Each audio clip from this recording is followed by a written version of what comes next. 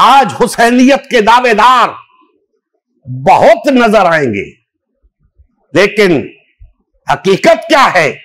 यजीदियत की बैत करके बैठे हैं।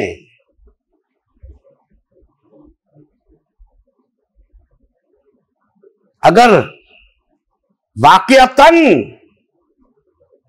तुम्हें हुसैन से मोहब्बत है तो जरा हुसैनी बन के दिखाओ, कलमा हक कह के दिखाओ, बातिल के खिलाफ उठ के दिखाओ, कुफ्र के खिलाफ डट के दिखाओ, मजलूम की हिमायत में उठ कर दिखाओ।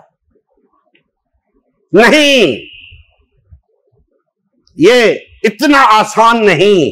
इतना आसान होता तो आज लोग हुसैन हुसैन ना कर रहे होते। इतना आसान होता तो आज हुसैन को इतनी शोहरत ना मिली होती, आज हुसैन को यह रुतबा ना मिला होता।